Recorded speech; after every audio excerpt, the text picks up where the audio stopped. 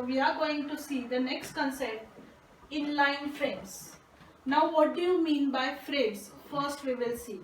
So where you run your web page or where you run your notepad file code, that is in your web browser, that is Internet Explorer or Google Chrome. So when you consider a web browser as a Google Chrome, then this is called as a frame. A complete browser is called as a frame.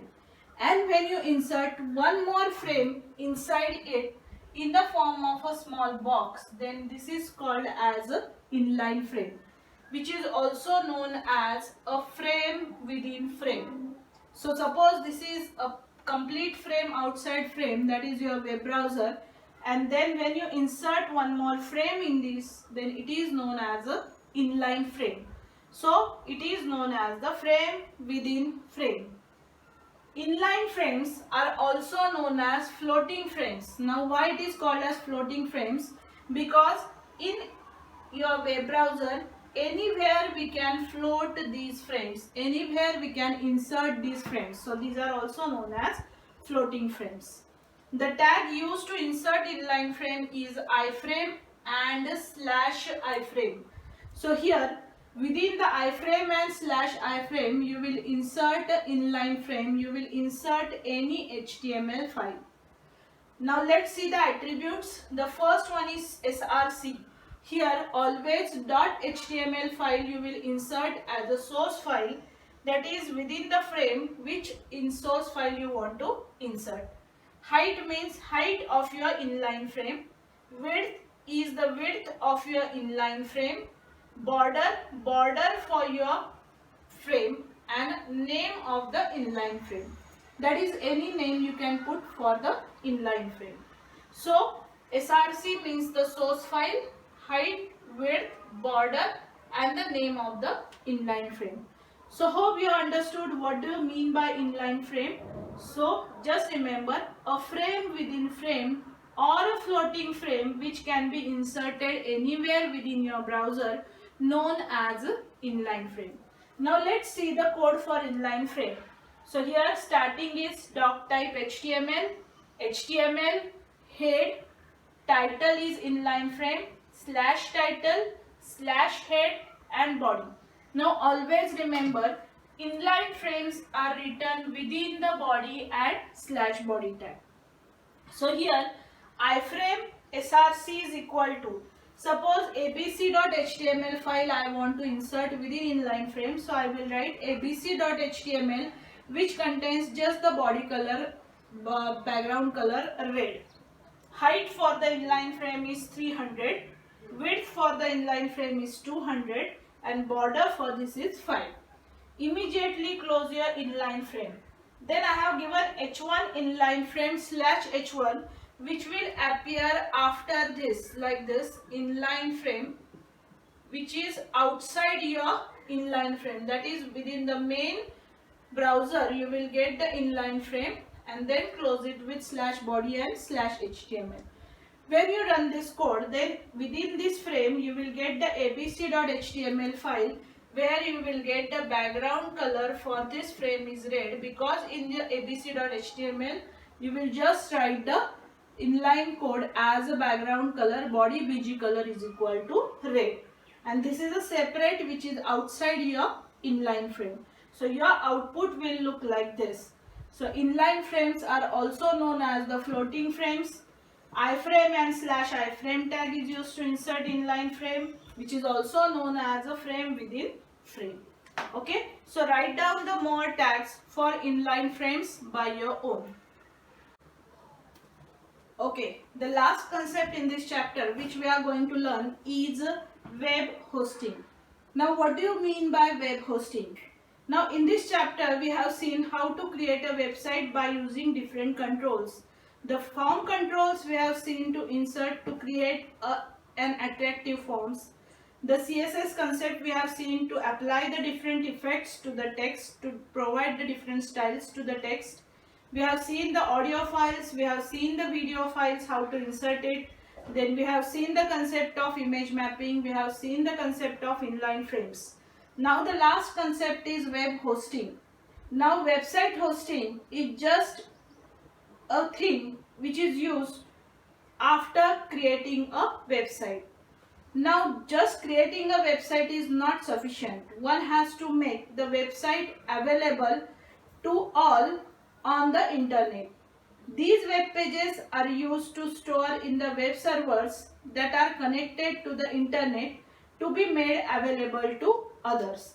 Now here, the website is nothing but a collection of different types of web pages. Just creating a website is not sufficient. Now you have to make this website available on internet so that everyone can see your website, everyone can visit your website. So to make this website available on internet, this concept is known as web hosting. To host your website on the web server, the process is called as web hosting. It is the service of providing storage space to store your website on the web server. Means it store the different websites on the web server by using storage space. So here storage space should be there to store your website. So it is a service of providing the storage space. The website is made available on the internet with the help of web hosting. Now the next concept we will see, that is what is the meaning of web host. Now here the companies that provides web hosting services are called as web hosts. That means the services like web hosting that are provided to us by web host. So web host provides all the services for storing the space on the internet. Web hosts own and manage web servers. These web servers offer uninterrupted internet connectivity. That means once you launch your website on the web server, then the website should run 24/7, isn't it?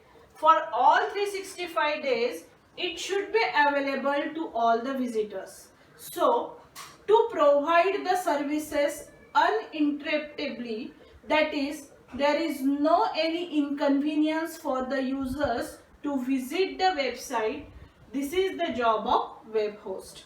They actually host your websites to the users which are made available 24/7 for all 365 days. So web hosting means the services which are provided to us to store the web service, to store the website. Web host made these services available to us. Now there are three types of web hosting. The first type is shared hosting. Shared hosting is little bit cost effective. So here it is quite expensive. It gives domain name to your website. So what it provides us? It gives us the domain name. Now what is the concept of domain name? Now say the example of www.yahoo.com or say example of google.com. Now in this case www, you know, that is a world wide web. Yahoo is known as a domain name and .com is the commercial organization. So as these two are the commercial websites, so often they have the extension .com, and Yahoo and Google, these are the registered domain names. So here shared hosting, it is a cost effective and it provides us the domain name. Free hosting, now in the name itself it gives us the free concept. That is, there are some hosting websites which provides you the free hosting of the website for limited period of time.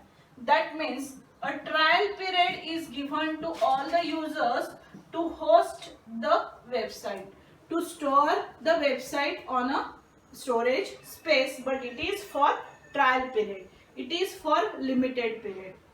And third one is your dedicated hosting. These are the paid hosting servers for large websites. We have to pay. These are the paid hosting servers, and mostly dedicated hosting is available to us, which are created with many web pages. So large websites, they are having the dedicated hosting. Obviously the website owners have to pay them, so these are known as the paid hosting servers. So here mostly the large websites are stored on the dedicated hosting. So we have seen the last three concepts, that is web hosting, web host, and the types, that is shared hosting, free hosting, and dedicated hosting. Shared hosting cost effective and domain name is provided. Free hosting freely available to us for limited period of time. Dedicated hosting, paid hosting services for the large websites. So in this way we will conclude this chapter, that is first advanced web publishing.